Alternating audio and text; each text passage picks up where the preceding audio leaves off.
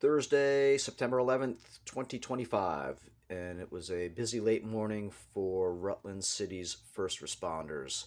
We got our map of Rutland City here,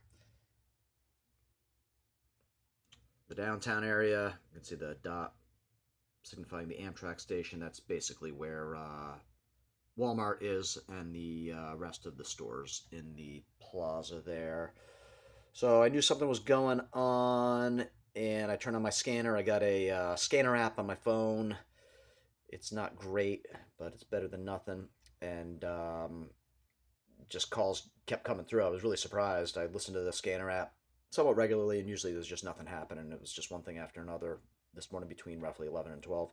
So I knew there was something going on. Post Street area.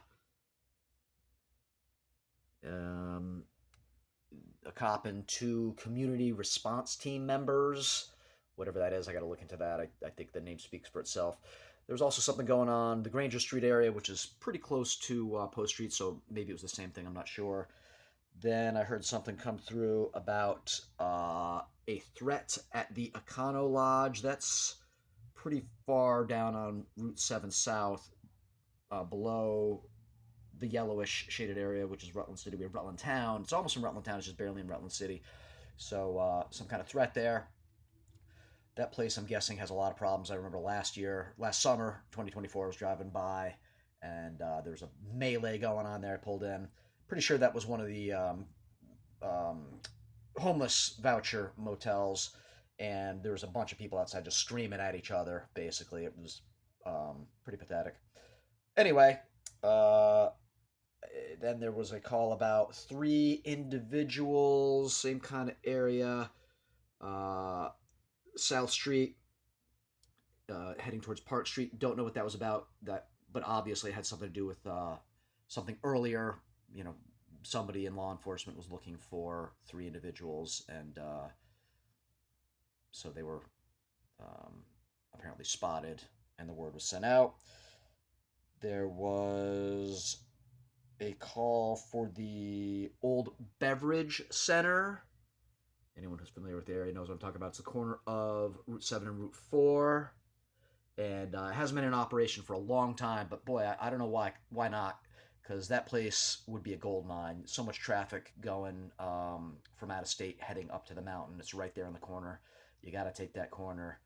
And, if you're coming from like Jersey, lots of parts, or some parts of New York.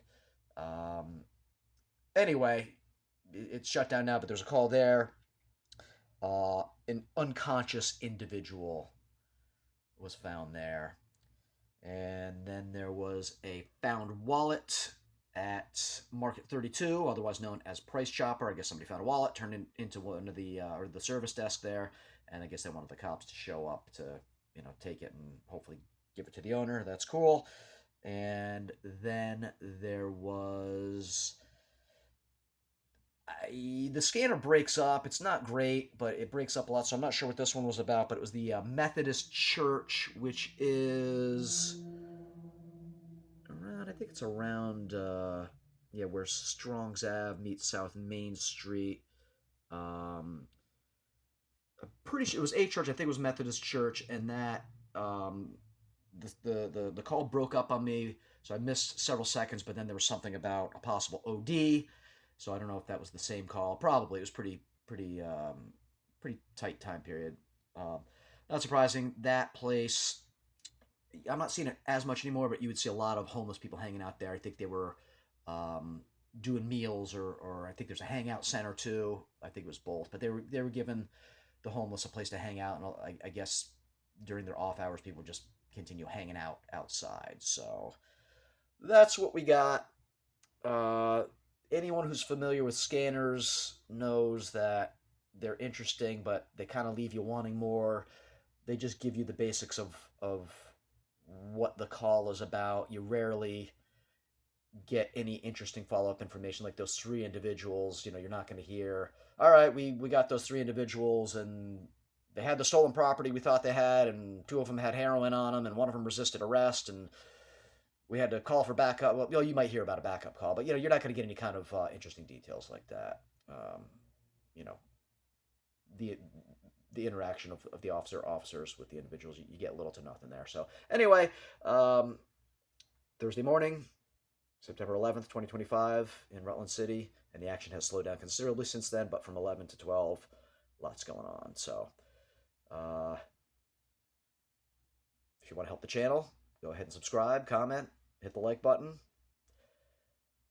Thanks to everyone who has been doing that or even just watching. All right, peace.